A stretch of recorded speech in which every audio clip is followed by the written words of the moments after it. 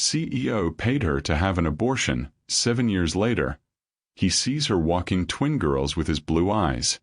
Roman Wilder Hale stepped down from his polished black carriage, dust swirling around his boots as he looked at the small western town of Larkspur Ridge for the first time in 7 years. He looked older now, more tired, more hollow. Men on the board thought he was traveling for business. His parents thought he was traveling for rest. But Roman had come for something else entirely. For 7 years, images of Clara Belle Dawson haunted him like ghosts that refused to leave. Her tear-stained face, her trembling hands, her voice breaking when he handed her that cursed envelope. "You want me to let go of our baby?" He remembered the way her voice cracked. He remembered lying, forcing himself to say words he didn't mean. And every day since, the guilt gnawed at him like a starving wolf. Roman had come back to Larkspur Ridge because he could no longer breathe under the weight of what he'd done.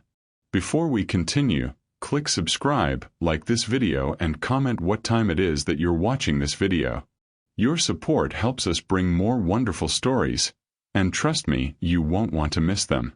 7 years earlier, Larkspur Ridge had been the only place that felt like freedom to Roman, a town far removed from the suffocating expectations of the Hale Empire. The place where he met Clara Belle Dawson. She was warmth in human form, the café girl with sunlit hair and laughter that melted even the hardest cowboy. She had handed him peach muffins every morning, shyly watching him taste them, hoping for praise. And he had fallen, deeply, helplessly, against every warning bell ringing in his privileged ears. When she told him she was pregnant, he had felt the world snap open like a sunrise. He imagined a future with her. A small home. A crib by the window. Peace. But the Hale Empire did not allow peace. His father's outrage was volcanic. His mother's horror was ice cold. And Mrs. Pearl Whitlock, the most vicious board member, threw down her words like a death sentence. End it, or you lose everything. Roman fought. He shouted. He slammed doors. But the walls only closed in tighter. In the end, he made the cruelest choice of his life. He lied to Clara Belle, told her he did not want the child, pressed an envelope of money into her shaking hands, forced coldness into his voice even as his heart cracked open and bled. She left before sunrise, carrying heartbreak he had created. And unbeknownst to him, she carried not one child, but two. Clara Belle's journey nearly killed her. The train ride to Windmeadow was the beginning of her silent war for survival. With only a satchel and a broken heart, she worked every job she could, cleaning stables, sewing until her fingers blistered, washing clothes in freezing rivers. She slept in barns.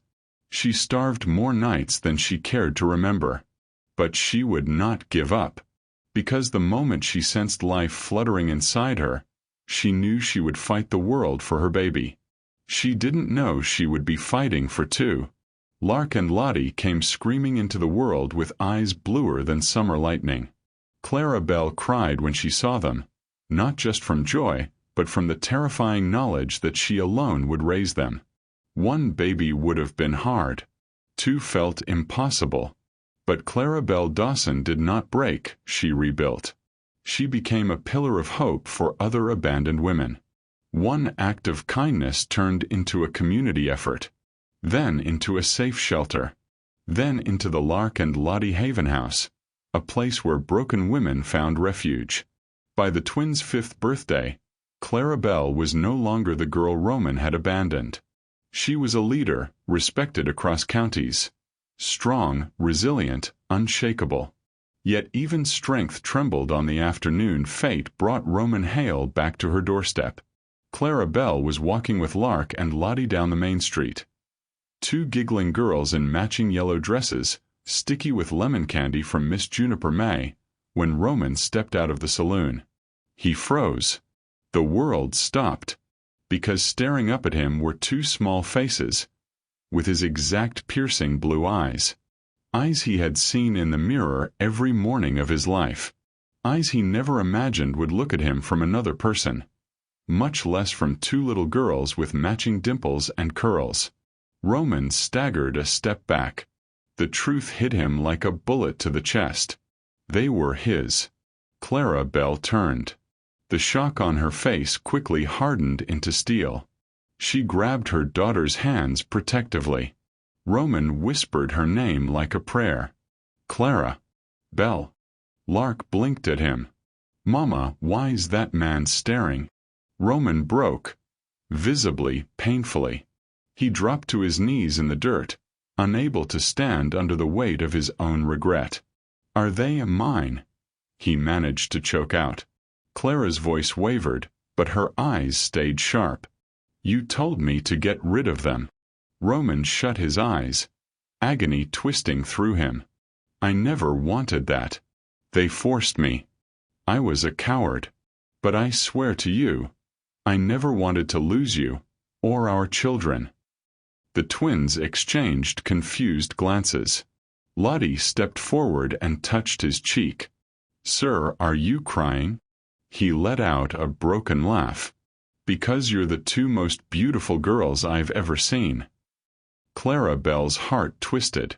For all her anger, she saw the truth in him. The regret. The longing. The pain. But forgiveness could not come so easily. The next day, Larkspur Ridge was in uproar. News spread like wildfire. Mrs. Pearl Whitlock stormed into town, determined to drag Roman back to the Empire. She confronted Clara publicly, her voice dripping venom. You were paid to disappear. You should have stayed gone. Before Clara could respond, Sheriff Tobin Gray stepped between them, hand on his gun belt. You speak to Clara Belle like that again, he growled, and I'll personally throw you out of this town. The crowd gasped. And then Roman stepped forward, quiet, firm, and no longer afraid. I stand with Clara. I stand with my daughters. And if anyone comes after them again, board, family, or otherwise, they'll face me. Mrs. Whitlock sputtered with rage. Your father will disown you. Roman smiled coldly. Let him. I've already disowned the empire that taught me to hurt the woman I loved. The town erupted into whispers. Clara Belle stared at Roman, this new Roman, brave and unshakable, and something inside her shifted. Over the next months, Roman stayed in Larkspur Ridge. He funded expansions for Haven House, bought the twins a pony named Buttercup, walked them to school every morning. He learned to braid their hair, badly at first, hilariously so, but he never stopped trying. He joined Clara in every effort to help the women in the refuge, hammering nails, fixing roofs, cooking meals. And slowly, painfully, beautifully, he began to heal what he had broken. But there was still one shadow left to face. One night, while Clara Belle and the twins slept, Roman was ambushed by two masked men behind the barn. They were sent by the Hale Empire, by his own father, determined to drag him home by force and destroy any evidence of the twins' existence. The fight was brutal. Roman was strong, but his attackers were trained. He took a blow to the ribs, another to the jaw. They forced him to the ground, hands around his throat. He clawed for breath, vision blurring, the world slipping into darkness. Then a scream tore through the night. Papa! Lark and Lottie stood at the barn door, crying. Clara Belle ran behind them, pistol in hand. Sheriff Tobin burst through the back gate with his rifle raised. The attackers fled into the dark.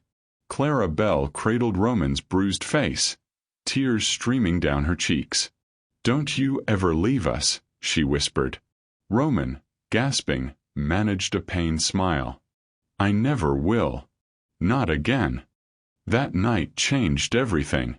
The twins began calling him Papa openly. Clara Belle stopped holding him at arm's length. And Roman, recovering slowly, understood that love was not something to be bought or controlled. It was something to bleed for. Months passed. The empire fell into panic without Roman. His father sent letters, apologies, negotiations. But Roman burned every one of them. The board begged him to return. He refused. The business eventually collapsed under corruption scandals, proving Roman had never been the problem. His absence simply revealed the rot beneath. One golden evening, as the sun dipped behind a ridge, Roman stood with Clara while the twins played with Buttercup in the field. "Clara Belle," he said softly, "I cannot change the past, but I want to spend the rest of my life making it right. If you'll have me."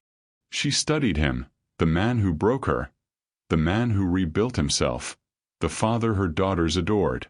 Then she took his hand. "You already have."